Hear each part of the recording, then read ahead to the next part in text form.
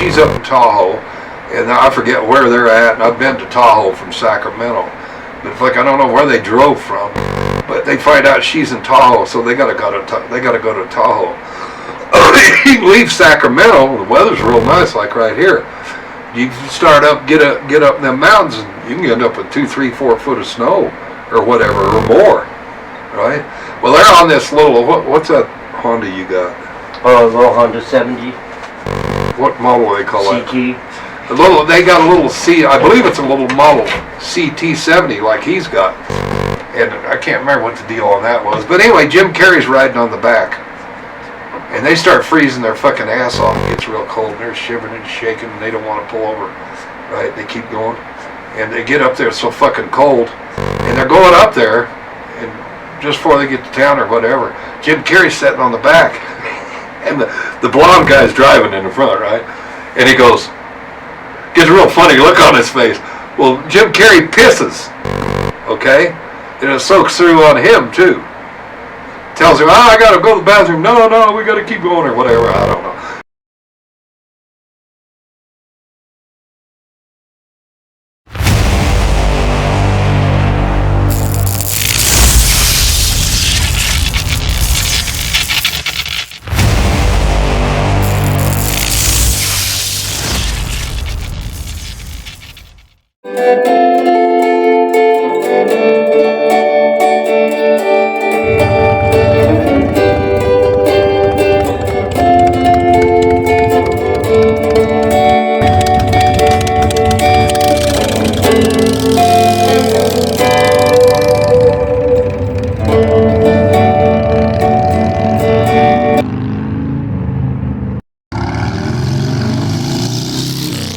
But anyway, and if you rode much, you know how that works. Be riding with a bunch of people, you gotta piss or shit so bad, the motherfuckers don't want to pull over. Come on, you fucking pussy, and all that shit, you know. But anyway, I've shit and pissed pants both of them, and I'm not ashamed of it, being scared and everything else. But anyway, fucking, he pisses on him. So he pisses on him, they show him, you know, and it's fucking snowing, it's colder than fuck, right? And they get up there to Tahoe, and that guy driving goes to get off the bike, and when he gets off, Jim Carrey's froze to his back, and when he gets off, Jim Carrey's stuck to his back. It's the funniest fucking thing you ever seen. They finally get pulled apart or whatever. But that's kind of like me and Skip. Skip wasn't dumb. I was Jim Carrey. But anyway, me and Skip would ride that out to River City. It was 55 fucking miles. We'd do it when the highways were clear, but still spotty with snow and ice on them spots. You had to watch yourself. Much like right now.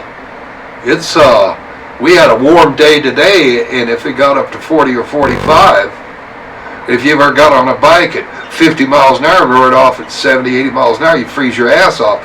And anything under, you get 40 and it's way cold, much less 32's freezing. That's only 8 degrees from freezing.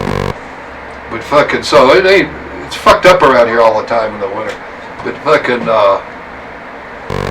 I've had a lot of people come through from warm places too. California, Arizona, wherever. Go, well, you fuckers live there for, you can't ride. That's why you all crazy. Run the shit out of your bikes, because they don't have to last that long. You good? Yep. But, so anyway, me and Skip would ride that out there, in the summertime too. And Skip was just tickled to death. Because he never had anything like that, you know. He stood back with nice clothes or anything. I had bee boots, real nice paisley shirt, sharkskin pants, you know. We took him to our house, and downstairs it was a tri-level house, but the downstairs one was framed in with no sheetrock. My bedroom was down there. Skip said he went to his dad and said, yeah, Kenny Jackson, I went to his house. They're rich. He has his own bedroom and new clothes, new fancy clothes. A great big TV. We wasn't even rich. My folks just knew how to take care of shit in pitch pennies. When they bought something quality usually. They might have to save for it for 10 years. But anyway, we ride out in the summertime and have a good old time. And fucking, sometimes we hitchhiked out there if my bike wasn't running or something. Then I had to fix it for me or something. I remember one time we was walking out there in the middle of the night, summertime, warm as fuck, it had to be 80 degrees. And fuck, I was walking along, and the cars had not that much traffic in them days. Cars would come by, the lights would light up everything, you could see in front of you for just a few seconds, that kind of shit. But we was walking along, and it was real bright, moonlit night. You could ride without your headlights, you know. But it was real bright out, and I'm walking along, and Skip just hit me. Knocked me like this, and he knocked me for a fucking loop. He jumped back, he screamed, and he hit me. I said, what the fuck you hit me for? I'm laying there in the borrow ditch, you know. He goes, I said, what'd you hit me for? He says, you almost stepped on a fucking rattlesnake. A goddamn rattlesnake crawl out on that pavement at night, because it was way warm. I almost stepped on a rattlesnake. He kept me from getting bit. But anyway, so we'd ride the Cushman out there. But I'd drive it for a while, and then we'd switch off driving back and forth. We share. And fucking, because by then Skip had saved me beatings. He was my buddy and all that shit. He was just so good to me. And but anyway, we started riding. Of course, winter hits or fall hits, and around here when the sun goes down, even in the fall when it's 50, 60 degrees, when the sun goes down, can drop down to 20, 25, freezing, 30, 35, 40, usually below 40.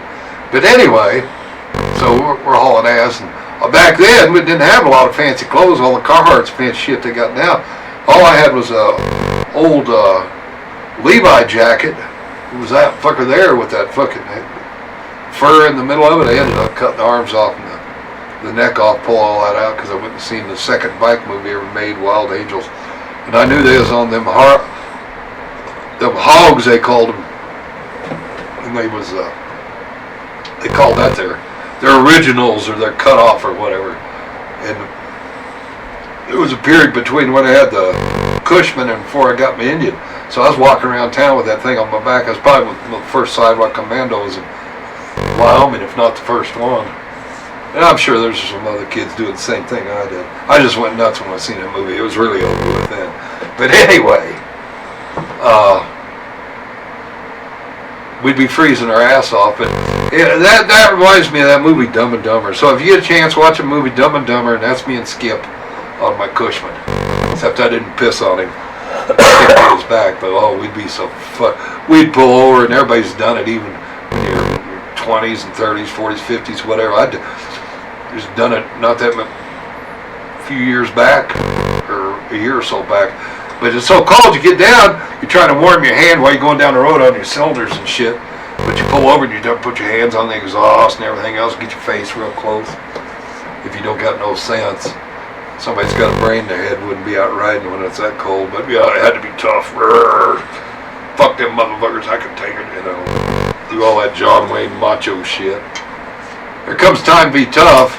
Like when you get old, that's when you gotta get tough.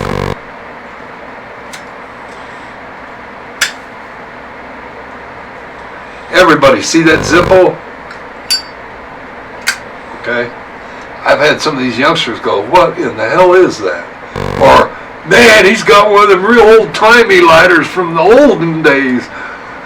I guess it's true now. What can I say? I don't got sense enough to realize I'm old, burnt out fucker, and times have changed. It ain't 1970 or 65 anymore. It's 2023. But anyway, I wanted to tell that Cushman story.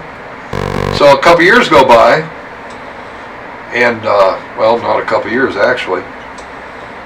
I go to work with Skip, my first job. He gave me my first job, sold my first car, real nice 56 Chevy, 2-door sedan. I don't think it was hardtop. Sold me my first Harley, a 59 XLCH when I was like 18. Skip taught me, he was the first one who taught me everything, because he had to work his ass off his whole life.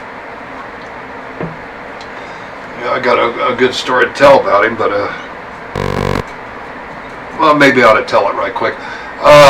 He worked cleaning the junior high when he was a kid, before he come to Lander, and he did other jobs around town. And he wanted a car, and his dad said, well, go get yourself a job. So he got a job cleaning the junior high, and he got him some other jobs doing shit too. But anyway, he got him enough to buy him a car. Riverton is about the same distance, except about 20 or 25 miles out of Lander, there's a fork, and you can take off, go over to Riverton, Wyoming, or keep going straight to Lander. About the same distance.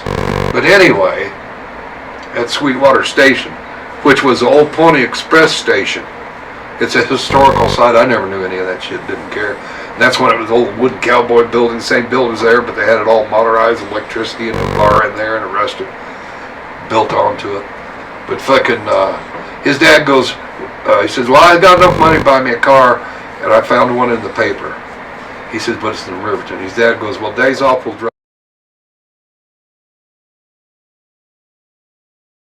And, you know, I don't know how you, there's going to be some of you old fuckers remember this, that Alice's Restaurant song and that fucking stupid movie he made, which most of it was stupid except for when he went to the induction center in the Group W bench and all that shit. I like that. But anyway,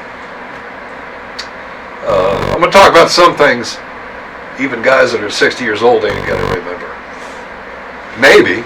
I don't know. There's some people got a young start. They was out there getting drunk and high when they was 8, 9, 10, 11 years old and riding when they was younger than I was.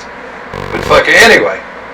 So fucking, I'm like Arlo Guthrie in that song or that movie. I'm fucking scared to fucking death. I've never seen people like this. Hey, the movie has come alive, motherfucker. These fuckers are dirty, scrappy, chopper riding, and they'll be fighting amongst themselves. A couple of them over there in the corner just knocking the fuck out of each other, and the rest of them standing around laughing, seeing who's gonna win. They'd get up spitting out teeth and fuck, I love you, brother, and kiss them on the lips, and fucking, it really was. There was a lot of the movie stuff because a lot of people was copying the movies, but anyway, a lot was bullshit. But fucking, and I'm freaking out. These fuckers are, there's probably a couple over the corner fucking geezing up some shit, and they're all bugged out of their minds, dirty stinking motherfuckers. But them fucking bikes, oh fuck. Now I remember Lewis, he wore them fucking chaps, and they were like purple, 2 layers, and they was cut out with flames. The coolest looking motherfuckers you ever seen. None of them wearing shirts, and everybody's all hard-bellied and young, you know, and all this shit. And we went downstairs, and oh fuck, I remember was sitting there and somebody was smoking some fucking weed. And I was sitting there and went, hey, you, here. And I was like, oh, fuck, man. I was all scared right of that fucking drugs, you know. And fucking, I said, no, thank you. What do you mean, no, thank you, little cunt? You a cop or something? They said, oh, here we go. I took the first step on the road to fucking, oh, man, I went through more shit down through the years. But anyway, and, well, I was sitting there, and he saved my ass, and he goes, and he knew him. And he goes, no, he's like Dizzy. And back in the old days, you earned your name. Usually. Usually what they called you was pretty much real. I remember in those movies, they was standing around a bunch of straight people, and this one guy looks at his brother and goes, hey, Krabs, come here. And this straight citizen sitting there, and he looked at the fucking guy, and goes, why do you call him Krabs? And he goes, because he's got him. Like that thing. But anyway, and he goes, oh, if you're like Dizzy, fuck you, I don't want you smoking this shit. And Dizzy was like a year or 2 younger than me, real short, stocky, black-haired sumbitch. Oh, he was a bad motherfucker. And they called him Dizzy because he was brick shy of a full load, you know what I'm saying? Or like in the oil field, we'd say a standoff bottom, you know? But fucking, so, you know, he covered me, you know. Fucking him and Skip, he was my second oldest friend. Steve Laws. I named him the Wheeze, and he hated it because he was a conniving weasel fucker, always pushing my buttons from the time his kids making me crazy. I pulled guns on him, I wanted to whoop his ass so many times. I knew better than fuck when he was young, he's like Kangaroo. The motherfucker, he was like Bruce Lee, he'd kick you to death. He wouldn't even use his hands, man. And when he was young, he was all fucking hard belly. Oh yeah, he's all muscled up and shit. You never seen him. You seen him when he's old and wore out, both of us. But anyway, he was a fighting son of a bitch. Whether they won or lost, and he didn't quit fighting, because you didn't in them days. You get back up, come on, motherfucker, you know, show some class. Fucking people go, that fucker's got heart, man. He's got a little class. Fuck yeah, come here, man, here. Just wipe the blood off of you and dump a beer down your throat. You hang out with us, you know. You're okay. It was kind of like that movie, Goodfellas.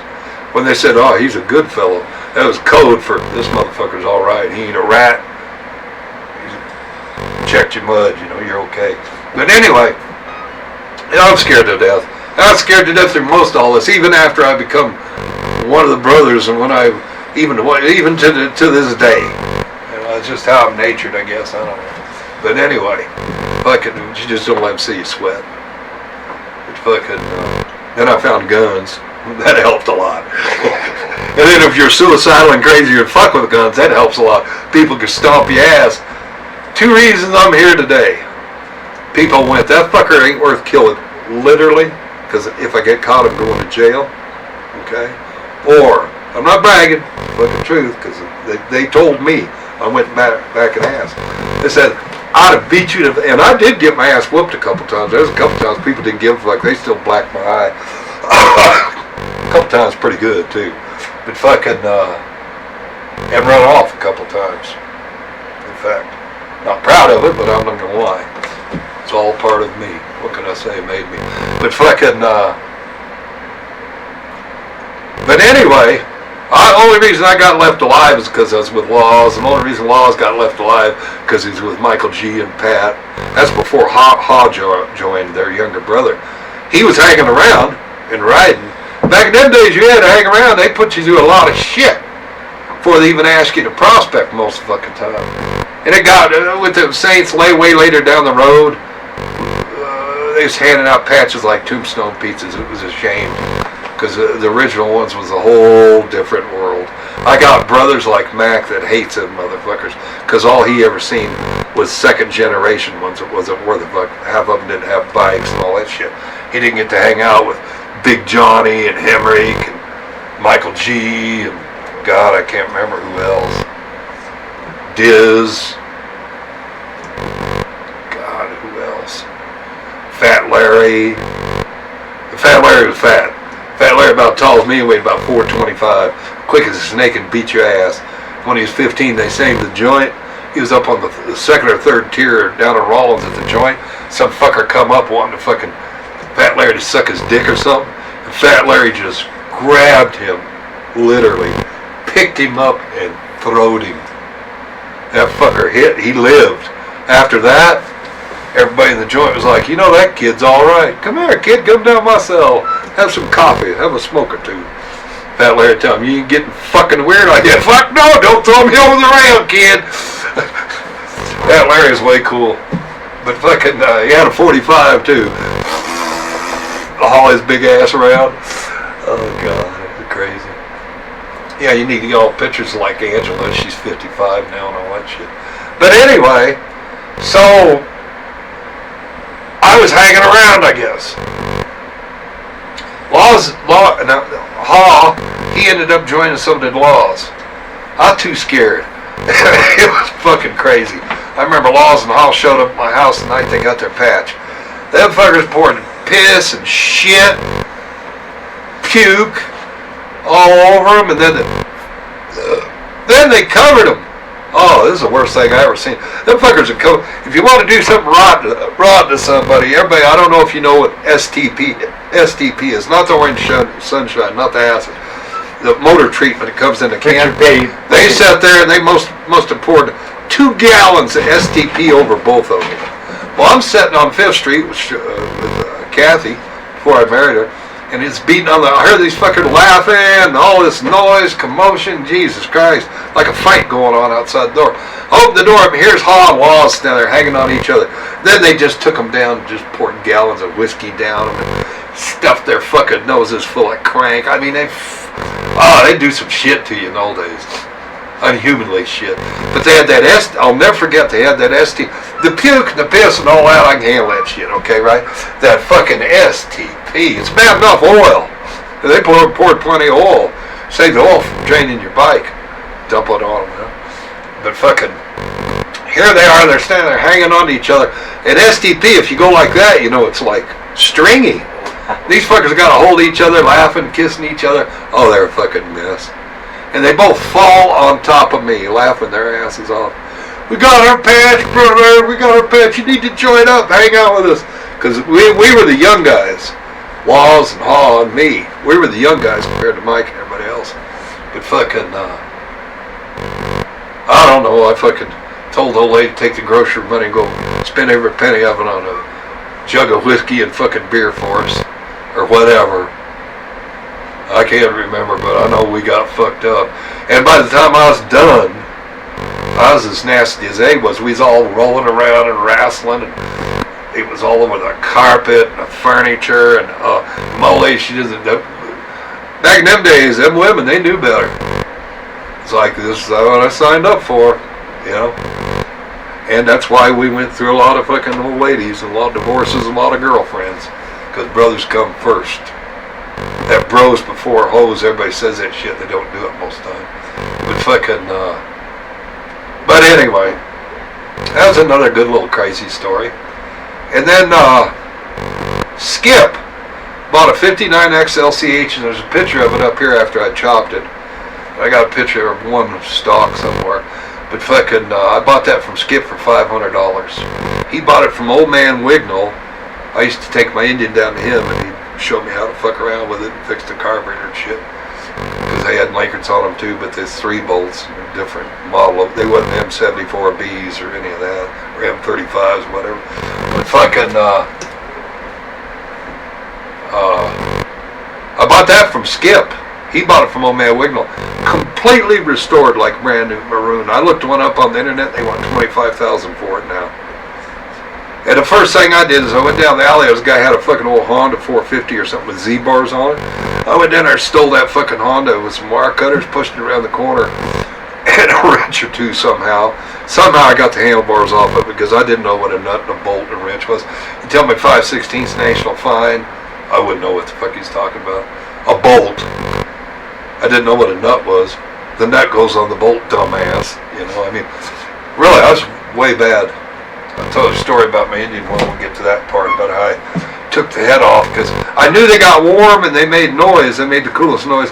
The Indian sounded like just like a Harley, but it looked different. And it was an Indian. I didn't want a motherfucking Indian. The Indians out.